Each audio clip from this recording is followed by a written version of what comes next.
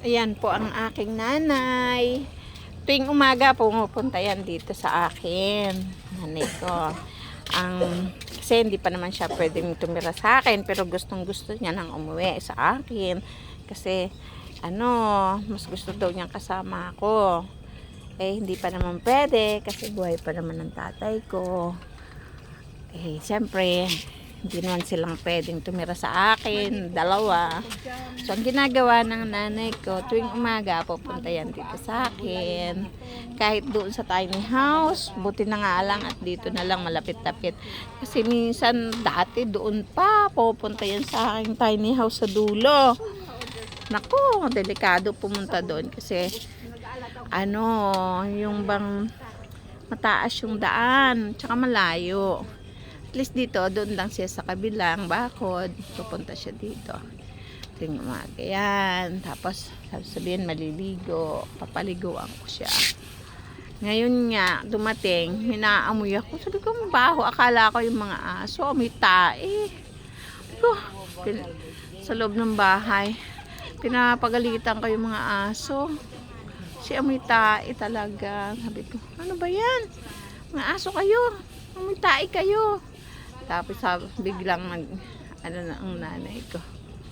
Baka ako kasi tumae ako.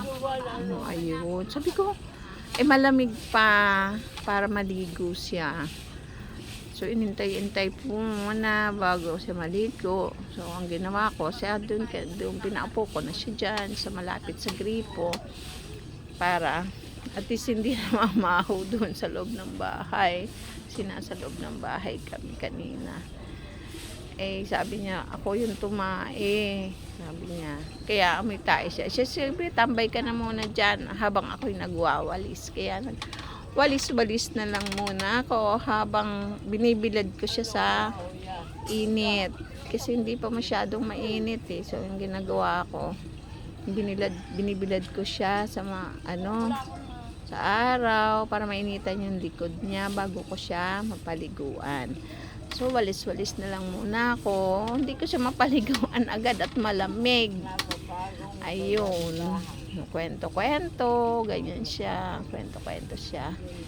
Natutuwa naman ako at least binigyan ako ng pagkakataon na mapagsilbihan ko ang nanay ko kahit sa pagpapaligo na lang. Tutuwa ako na nalilinis ko siya. Kasi nung bata pa ako, syempre, ganun ang ginagawa niya sa akin. Pinapaliguan niya ako. Binibihisan niya ako.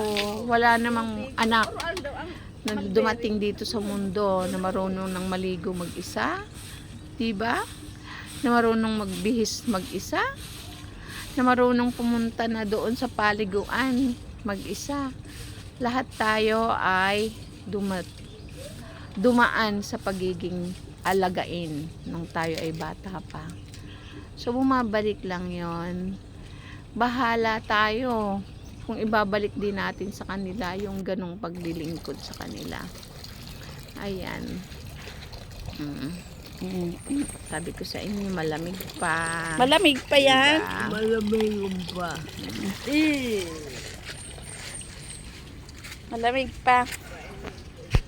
Alat. Papaliguan ko na siya.